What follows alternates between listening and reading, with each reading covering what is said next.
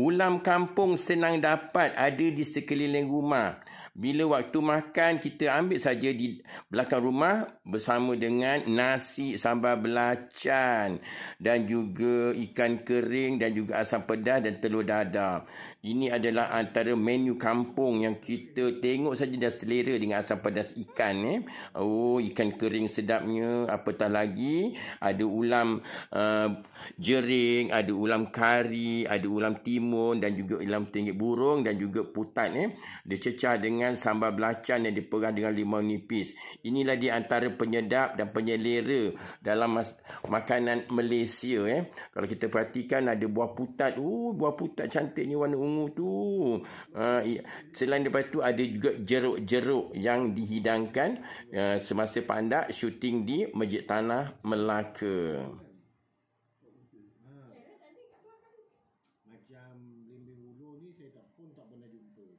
Anda kena belimbing buluh. Belimbing buluh biasa tumbuh di belakang rumah ataupun di laman-laman. Ini dia yang hasil masakan daripada Tuan Haji Aziz membuat jeruk belimbing buluh, dan juga yang ini adalah lobak putih. Lobak putih yang telah dijerukkan sebagai penyedap kepada masakan. Ditambahkan lagi dengan sambal belacan. Memang marvelous.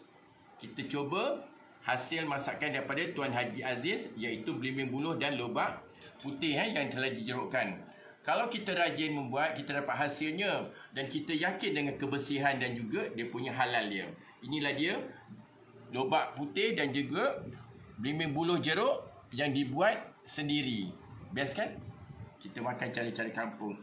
Sedap.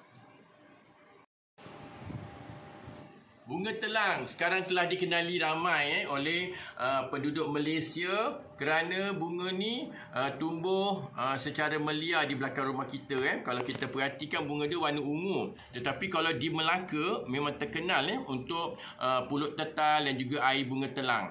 Tetapi kalau di Terengganu menggunakan bunga telang ni sebagai nasi kerabu. Banyak kegunaan bunga telang. Yang ni pandak di rumah Tuan Haji Aziz dan Puan Sarimah Rasid nak menikmati bunga telang yang ditanam di belakang rumah, tumbuh subur semasa hujan dekat tepi pagar. Dipetik oleh Tuan Haji Aziz, kemudian dibuat minuman. Warna biru yang menarik, menyelerakan dalam masakan. Kita minum bunga telang selepas kita makan nasi dan ulam-ulam. Bersama pandak pencetus guna herba. Minum air bunga telang berbagai khasiat untuk para wanita dan juga orang lelaki, terutama pada bahagian keintiman. Itulah antara salah satu daripada khasiat bunga telang dan juga kitaran haid. Ramai di luar sana, terutama sekali mereka yang tahu tentang buah putat. Buah putat ni boleh digunakan untuk mencegah gatal-gatal dan juga untuk kulit. Itulah dia buah putat. Kaum India mengambil pucuk kari yang muda, diratah, dibuat ulam untuk sihatkan jantung dan kuatkan saluran jantung. Ulam pucuk buas-buas dicelur dahulu dan dimakan bersama nasi panas untuk menghilangkan angin dan kembung di dalam badan. Khasiat ulam ketumbar Jawa biasanya dibuat sup ayam, sup ikan. Tetapi boleh dibuat ulam tapi celur dahulu untuk hindarkan demam dan juga mereka yang ada kencing manis. Terutama sekali untuk merawat kembung. Kepada penggemar ulam, daun selasih dan biji selasih diambil dan dimakan bersama dengan nasi panas dan juga dibuat sirap untuk menyejukkan badan dan awet muda. Inilah dia selasih yang kita jadikan ulam yang banyak tumbuh di belakang rumah kita. Itulah di antara ulam-ulam yang terdapat di Malaysia. Dijadikan sebagai khasiat di dalam badan apabila kita makan bersama dengan nasi dan juga lauk-lauk pauk. Begitu juga dengan mengkudu. Daun mengkudu pun sama juga. Kita ambil pucuk dia dan juga dia gunakan sebagai alas di atas piring pun boleh juga. Tapi kalau buat ulam, dia menguatkan darah pada badan kita. Itulah dia pucuk mengkudu antara ulam Malaysia.